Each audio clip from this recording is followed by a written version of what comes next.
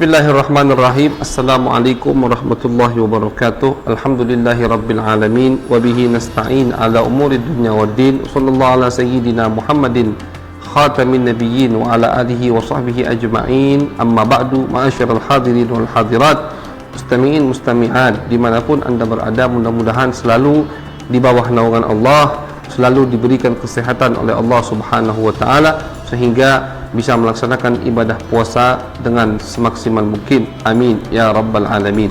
Ma'asyiral hadirin wal hadirat, ketika Nabi besar Muhammad sallallahu alaihi wasallam sudah mengumpulkan kurang lebih 10.000 pasukan di kota Madinah, yang mana diperintahkan oleh Nabi, barang siapa yang beriman kepada Allah dan hari akhir, maka harus Ramadan di Madinah. Kumpullah 10.000 pasukan di Madinah pada saat itu. Tepatnya di tanggal 15 Ramadan, Nabi besar Muhammad sallallahu alaihi wasallam keluar dari kota Madinah menuju Mekkah Al-Mukarramah. Ketika Nabi keluar dari kota Madinah, Nabi besar Muhammad SAW berdoa kepada Allah, "Ya Allah, tolong tutupi kabar perjalanan kami ini agar orang Mekkah tidak tahu." Ini bentuk rahmat Nabi besar Muhammad sallallahu alaihi wasallam. Ini bukti bahwasannya Nabi besar Muhammad SAW tidak suka dengan yang namanya pertumpahan darah. Pertumpahan darah itu adalah solusi terakhir yang dipilih oleh Nabi besar Muhammad SAW. Kenapa Nabi ingin mereka tidak tahu kabar keluar Nabi dengan 10.000 pasukan? Bukan karena Nabi ingin menghabisi mereka.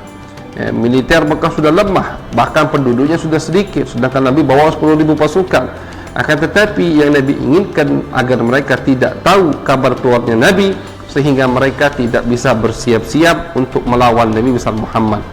Ketika mereka melihat Nabi sudah di hadapan mata mereka dengan jumlah pasukan yang begitu banyaknya, mereka tidak punya pilihan lain selain menyerah, pasrah kepada Nabi besar Muhammad sallallahu alaihi wasallam. Itulah tujuan niat dari Nabi besar Muhammad SAW, dan dikabulkan oleh Allah. Orang Mekah tidak tahu kabar keluarnya Nabi kecuali ketika Nabi Muhammad SAW berkemah, singgah, istirahat di tempat yang bernama Marul Dhahran.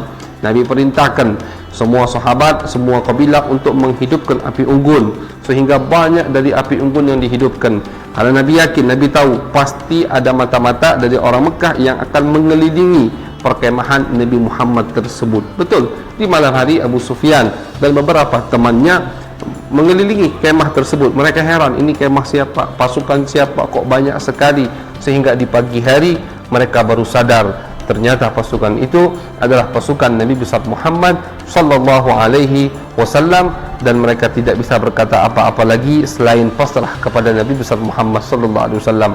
Masuklah Nabi, ma'asyarul hadirin, ke kota Mekah dari bagian atas, yang dinamakan sekarang dengan Al-Hajun atau Ma'la, perkuburan yang ada di kota Mekah itu namanya Ma'la, bagian atas Mekah. Dari situ Nabi masuk, dan sahabat Khalid bin Walid diperintahkan sama Nabi untuk masuk ke kota Mekah dari bagian bawah, Misfalah kalau sekarang namanya. Dari situ membawa beberapa pasukan masuk. Ketika Nabi masuk ke kota Mekah, Nabi menggunakan imamah yang berwarna hitam, dan Nabi menundukkan kepalanya sampai diriwayatkan dalam hadis dagu beliau menyentuh dada beliau. Menundukkan kepalanya, merasa bersyukur kepada Allah, tawadu, rendah diri. Padahal itu hari yang sangat mulia, tempat yang mana biasanya orang akan sombong. Ketika orang menang dari musuhnya, itu tempat-tempat yang pantas untuk sombong atau pasti sombongnya.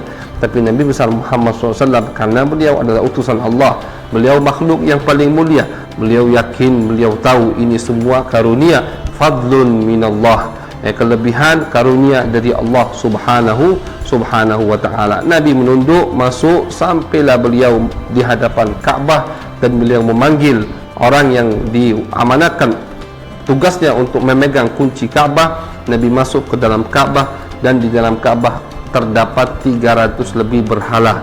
Semuanya dihancurkan oleh Nabi besar Muhammad, hanya ditunjuk oleh Nabi tanpa didorong, ditunjuk sama Nabi dengan tongkat beliau, dan beliau katakan, ja'al haq wa zahaqal batil, ja'al haq wa zahaqal batil, telah datang kebenaran dan telah lenyap kemungkaran, kebatilan, kata Nabi besar Muhammad SAW.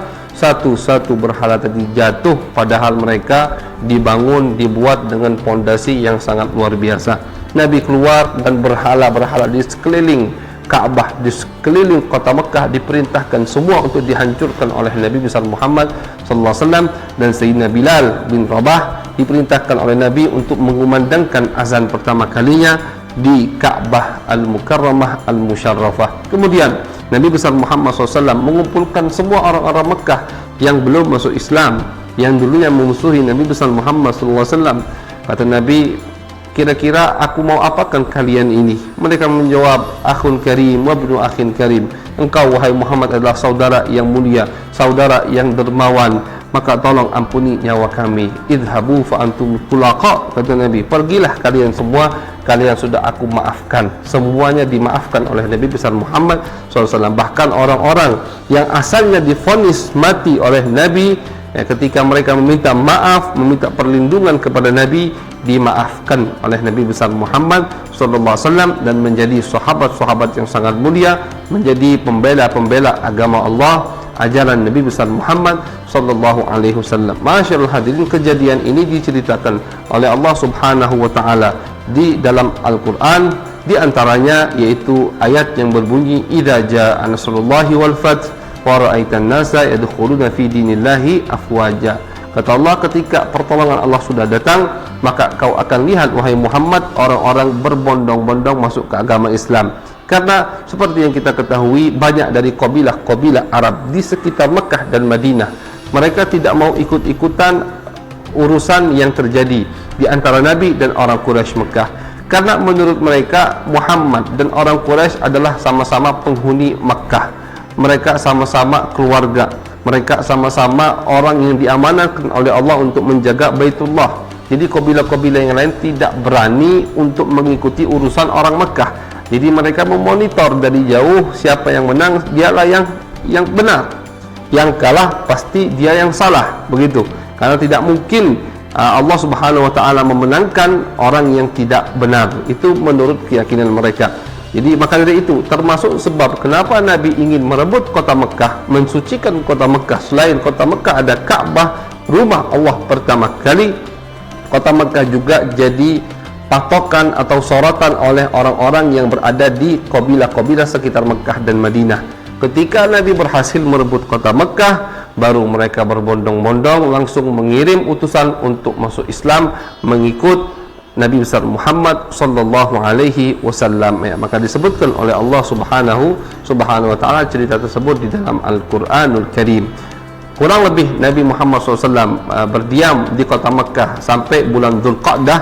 Jadi Ramadan, Syawal, Dzulqa'dah, Nabi besar Muhammad SAW masih berada di kota Mekah. Kemudian beliau pulang ke kota Madinah. Tetap beliau kembali ke kota Madinah karena beliau tahu beliau akan meninggal di kota Madinah Al-Munawwarah. Ini kurang lebih ma'asyiral hadirin cerita yang sangat luar biasa, kejadian yang sangat luar biasa sekali terjadi pada Nabi besar Muhammad SAW, dan kejadian yang sangat luar biasa sekali untuk agama kita, sejarah Islam sampai hari kiamat. Mudah-mudahan kita diberikan keberkahan oleh Allah dan kita diberikan oleh Allah Subhanahu wa taala pembukaan hati kita sehingga kita bisa mendapatkan apa yang Allah turunkan kepada umat Nabi di bulan suci Ramadan. Amin ya rabbal alamin. Wa sallallahu ala sayyidina Muhammadin wa ala alihi wa sahbihi wa baraka wasallam.